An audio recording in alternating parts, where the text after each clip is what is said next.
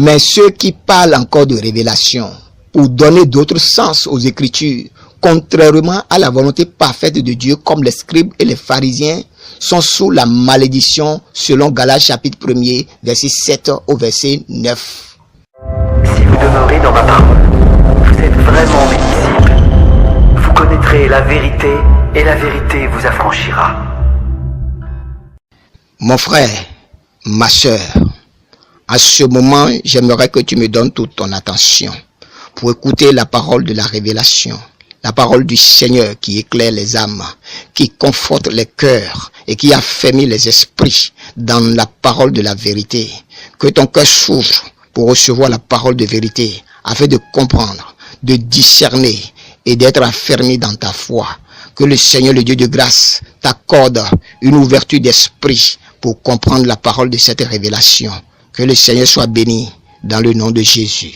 Amen. Frères et sœurs en Christ, serviteurs de Dieu, j'aimerais attirer toute votre attention sur un verset qui est souvent utilisé à tort, tant bien par les chrétiens que les païens, pour faire taire tous ceux qui veulent dénoncer l'erreur, les supercheries, les dérapages qui se font dans le corps du Christ. Ils ont tous coutume d'utiliser un verset, le chapitre 7 de Matthieu, le verset 1er qui dit « Ne jugez point, afin que vous ne soyez pas jugés ». Il n'est pas possible que les païens cernent les réalités de l'évangile si nous, qui professons la foi, nous les interprétons mal. C'est pourquoi ceux qui ont l'Esprit de Dieu pour prôner la vérité, pour proclamer le vrai évangile, doivent faire office de discernement afin d'expliquer à leur juste valeur les versets bibliques tels qu'il se doit et laisser la Bible s'expliquer pour que les gens puissent comprendre le vrai sens de l'évangile. Mais si nous passons tout notre temps à utiliser les versets à tort et à travers pour affirmer des choses qu'il ne faut pas hors de leur contexte biblique, nous donnons sujet aux païens de spéculer, d'utiliser les mêmes versets contre nous quand nous serons face à eux. C'est pourquoi j'interpelle les chrétiens, j'interpelle les hommes de Dieu à faire face à leurs responsabilités en méditant correctement avec un esprit d'humilité la parole de Dieu afin de se laisser instruire par le Saint-Esprit pour bien enseigner la parole du Seigneur. Ne jugez point afin que vous ne soyez pas jugés. Un verset qui est souvent utilisé à tort pour faire taire tous ceux qui veulent dénoncer les moindres erreurs dans le christianisme. C'est pourquoi, par la grâce du Seigneur, je tiens à faire sortir tout le sens de cette phrase qui fait couler beaucoup d'encre dans les églises et dans les discussions avec les païens. Il faudrait que nous prenions en charge notre enseignement et que nous discernions comme cela se doit dans tout ce que nous enseignons. Ceux qui n'ont pas le ministère de la parole, qu'ils laissent la parole à ceux qui en ont le ministère, afin qu'ils puissent expliquer et laisser la Bible s'expliquer sur la volonté du Seigneur, pour que les païens puissent cerner la réelle et la valeur de la volonté de notre Seigneur et Sauveur Jésus-Christ. Ne jugez point afin que vous ne soyez point jugés. Dans Matthieu chapitre 7, le verset 1er, est le verset favori qui donne le droit de réplique à tout chrétien qui veut vivre dans l'ignorance et dans les fausses doctrines pour sa propre ruine. Il est aussi le gage des faux apôtres, docteurs, pasteurs, évangélistes et divers dirigeants de sectes chrétiennes contre tous ceux qui veulent les dénoncer. Ils utilisent tous ce même verset pour fermer la bouche à ceux qui veulent dire la vérité, en maintenant ainsi le peuple de Dieu dans l'erreur et leur fausse interprétation de la parole de vérité qui parle d'elle-même dans la Sainte Bible. Or, il est écrit, la colère de Dieu se révèle du ciel contre toute impiété et toute injustice des hommes qui retiennent injustement la vérité captive, selon Romains chapitre 1er, le verset 18. Si mes frères et mes sœurs en Christ, sondent bien les Écritures, ils ne peuvent pas se laisser séduire ou clouer le bec par une affirmation gratuite de ne jugez point afin que vous ne soyez pas jugés. S'ils sondent bien les Écritures, ce verset a été utilisé à tort au point que les païens qui ne lisent même pas la Bible et ne la comprennent pas l'ont aussi adopté comme un slogan pour faire taire tous ceux qui veulent dénoncer la moindre erreur. C'est pourquoi il est important de prendre en compte le contexte dans lequel le Seigneur a parlé pour faire une interprétation adéquate de sa volonté. Quand il est écrit « Ne jugez point afin que vous ne soyez point jugés, car on vous jugera du jugement dont vous avez jugé, et on vous mesurera de la mesure dont vous mesurez. Pourquoi vois-tu la paille qui est dans l'œil de ton frère, et n'aperçois-tu pas la poutre qui est dans ton œil?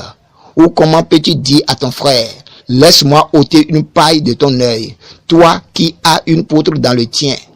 Hypocrite, ôte premièrement la poutre de ton œil, et alors tu verras comment ôter la paille de l'œil de ton frère. Selon Matthieu chapitre 7, le verset 1 au verset 5. Dans ce passage, nous voyons qu'il est écrit « Hypocrite, ôte premièrement la poutre de ton œil, et alors tu verras comment ôter la paille de l'œil de ton frère. » Cela sous-entend que celui qui parvient à enlever la poutre de son œil peut aider le frère à enlever la paille qui est dans le sien.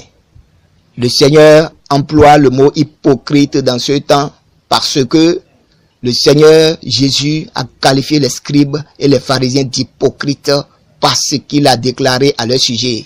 Les scribes et les pharisiens sont assis dans la chair de Moïse. Faites donc et observez tout ce qu'ils vous disent, mais n'agissez pas selon leurs œuvres, car ils disent et ne le font pas. Selon Matthieu chapitre 23, le verset 2 au verset 3. En réalité, ne jugez point afin que vous ne soyez pas jugés, s'adresse aux hypocrites. Car les hypocrites, ils parlent de Dieu. Ils parlent de tout, mais ils ne font pas la volonté de Dieu. C'est pourquoi dans Matthieu chapitre 23, à partir du verset 13 jusqu'au verset 30, le Seigneur a maudit les scribes et les pharisiens parce qu'ils égaraient le peuple. Ils interprétaient mal la parole du Seigneur. Et d'un autre côté, ils ne font rien de ce qu'ils disent aux gens.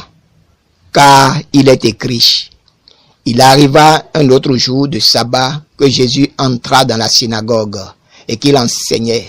Il s'y trouvait un homme dont la main droite était sèche. Les scribes et les pharisiens observaient Jésus pour voir s'il ferait une guérison le jour du sabbat.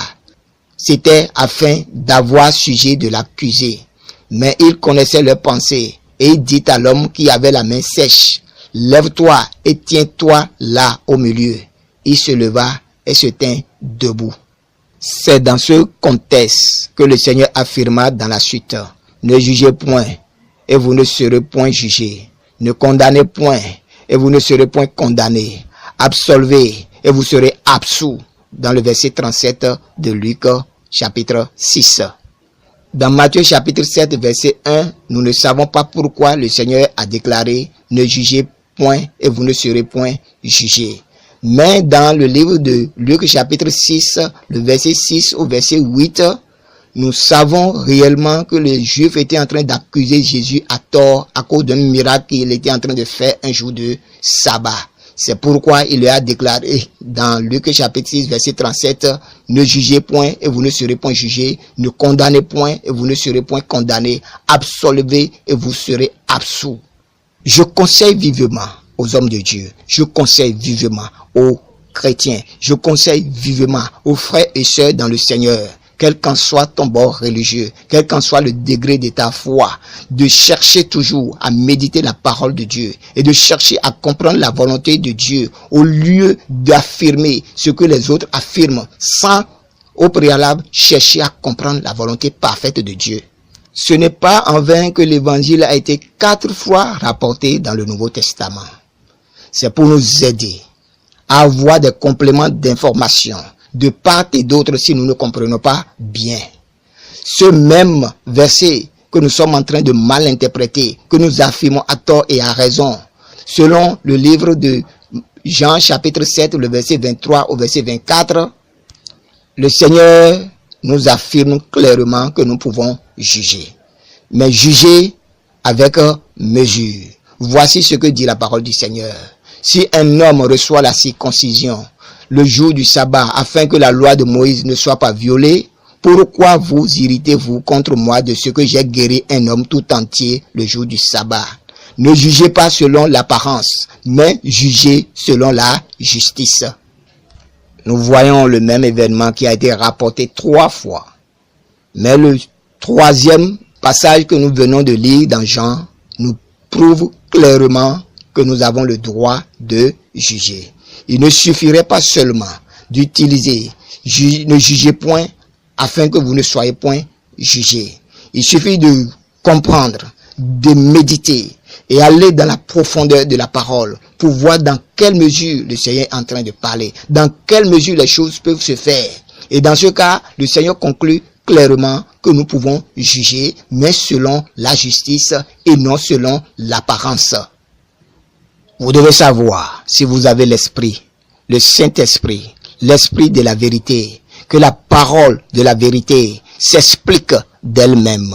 Car Jésus a déclaré, les paroles que je vous annonce sont esprit et vie. Si vous avez l'esprit de vie, l'esprit de la vérité, vous devez comprendre que la parole s'explique d'elle-même. Oui, la parole s'explique d'elle-même. Mais ceux qui parlent encore de révélation, pour donner d'autres sens aux Écritures, contrairement à la volonté parfaite de Dieu, comme les scribes et les pharisiens, sont sous la malédiction, selon Galates chapitre 1er, verset 7 au verset 9.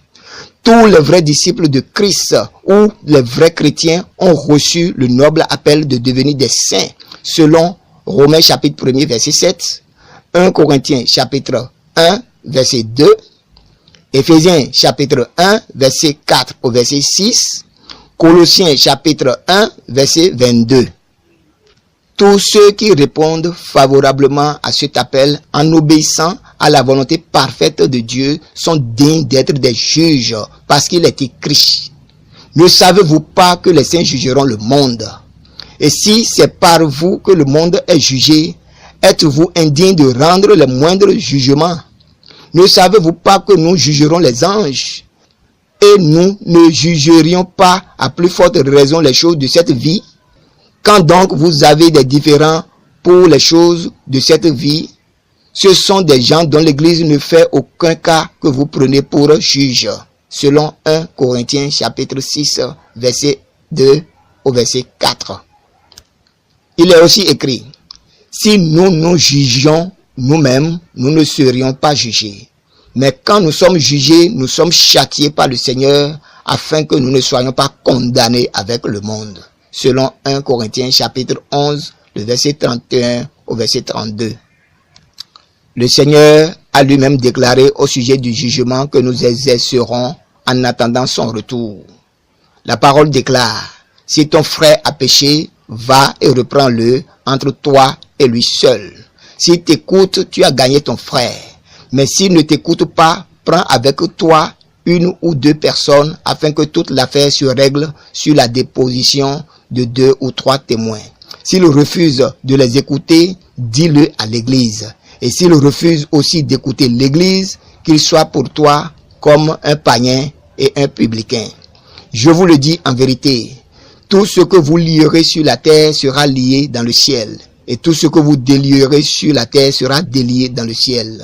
Je vous dis encore que si 2 d'entre vous s'accordent sur la terre pour demander une chose quelconque, elle leur sera accordée par mon Père qui est dans les cieux.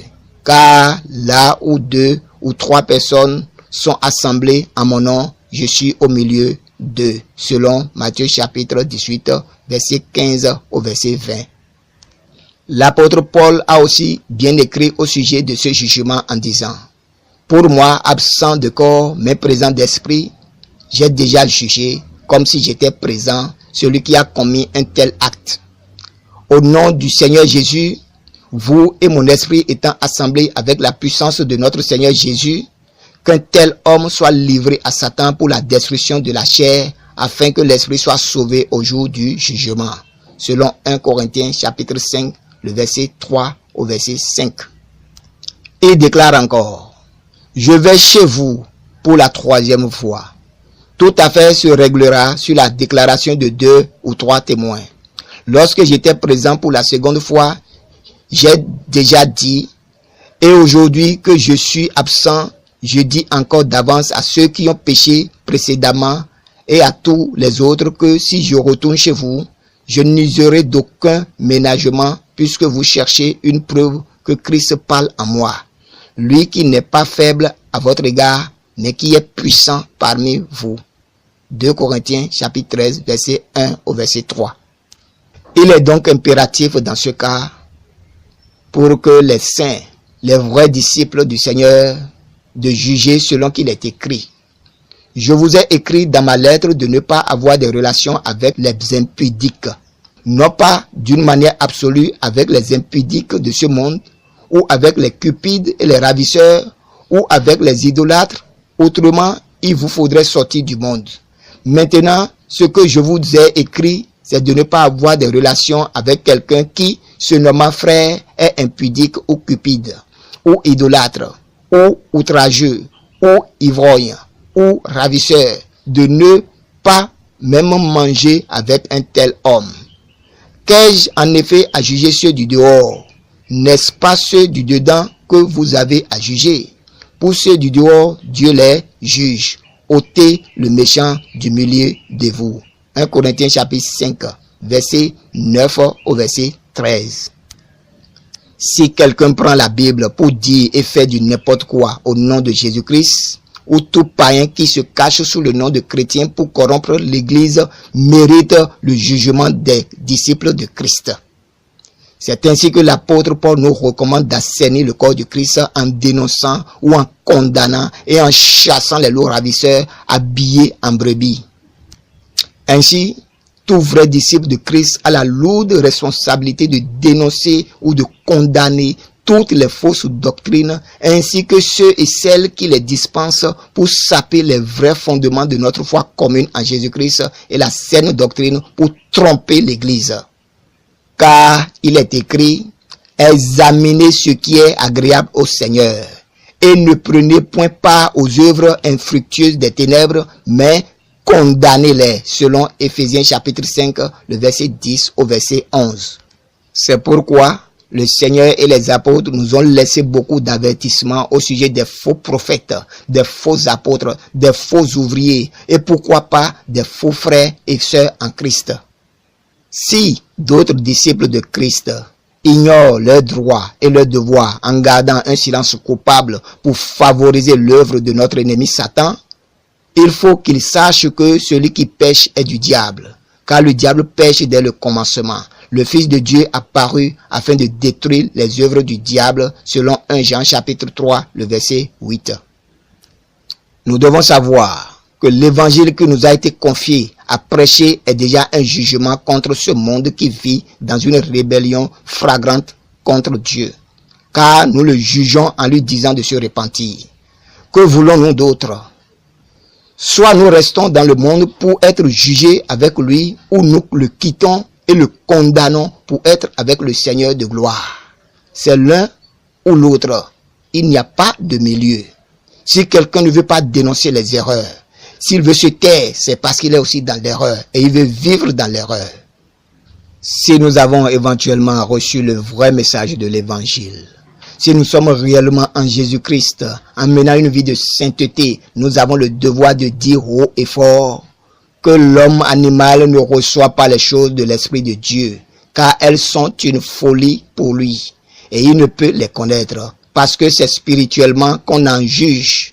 L'homme spirituel, au contraire, juge de tout, et il n'est lui-même jugé par personne, selon 1 Corinthiens chapitre 2, verset 14 au verset 15.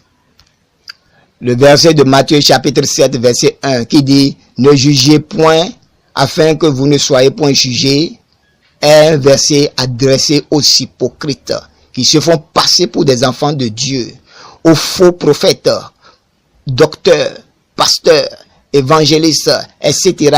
et aux païens parce qu'ils ne marchent pas correctement selon la volonté du Seigneur. Ils ne sont pas sûrs d'eux-mêmes parce qu'ils se reprochent beaucoup de choses. C'est à eux qu'il est écrit, ô homme qui juge ceux qui commettent de telles choses et qui les fait, que tu échapperas au jugement de Dieu. Voilà la question que nous pose Romains chapitre 2, le verset 1 au verset 3. Le Seigneur a dénoncé les scribes et les pharisiens. Il les a maudits devant le public. Oui, Étienne a dévoilé les œuvres de l'ennemi, les mauvais comportements des Juifs. Il les a dénoncés, il les a condamnés. Paul a dénoncé l'idolâtrie. Tous ceux que nous voyons dans la Bible et qui font réellement l'œuvre de Dieu dénoncent le péché. Jean-Baptiste est mort, décapité, parce qu'il a dénoncé les erreurs de son temps. Étienne, lapidé, parce qu'il a dénoncé les erreurs de son temps. Jésus, crucifié, parce qu'il a dénoncé les erreurs de son temps. Tous ceux qui ont été des martyrs, tous ceux qui étaient les premiers apôtres, tous ceux qui étaient les vrais disciples de Christ, les saints, en dénonçant le péché, sont morts. Mais si nous ne voulons pas dénoncer le péché, si nous ne voulons pas dénoncer les erreurs, nous serons coupables dans un monde aussi perverti, où la confusion, le désordre, l'idolâtrie, le spiritisme, la magie règnent en maître, et nous ne saurions nous taire. Nous devons dénoncer les erreurs, c'est notre devoir, et pour nous c'est une obligation. Puisse le Seigneur nous accorder plus d'onction et de force pour dénoncer et condamner les œuvres honteuses des ténèbres en cours dans les églises en ce temps de la fin, au nom puissant de Jésus-Christ. Toi, mon frère, toi, ma soeur, toi, l'homme de Dieu, toi qui te dis puissamment oint, je veux que tu saches que si tu vis dans l'erreur, tu n'as pas droit à la parole de dénonciation. Tu n'as pas droit de condamner, tu n'as pas le droit de juger. Mais si tu es sûr de toi-même que tu mènes une vie de sainteté, le temps est venu de dénoncer les erreurs. C'est ton devoir. C'est pour toi une obligation. C'est une question de vie ou de mort. Sans Élie, dans l'Ancien Testament, comment le peuple saurait qu'il est dans l'idolâtrie? Parce qu'il a été déjà confus. Il a été déjà séduit par Jézabel et son culte de Baal, lui qui était prôné dans tout le pays. Il n'y avait plus rien pour comprendre si l'Éternel existait réellement. Mais Élie seul s'est levé en un jour. Et il s'est positionné devant le peuple. Il a dit au peuple, pourquoi clochez-vous des deux côtés? Le peuple ne doit pas clocher des deux côtés. Le peuple ne doit pas être ici et là. La volonté du Seigneur doit être claire. L'œuvre du Seigneur doit être manifeste. Sa vérité doit être prônée, proclamée à haute voix pour que les gens puissent faire la différence entre l'erreur et la vérité. Nous n'avons aucun droit de nous taire. L'obligation s'impose à nous et c'est notre devoir de dénoncer et de condamner les erreurs de notre temps. Et personne ne peut nous empêcher de le dire. Nous devons le dire. Et le Seigneur nous accordera la force nécessaire et le courage pour le faire, pour le bien de son Église. Que le nom du Seigneur soit glorifié. Retrouvez désormais les enseignements de l'apôtre Jean Padono sur la page Facebook Foi Authentique, sur la chaîne YouTube Foi Authentique. Contact 00 229 60 23 95 95.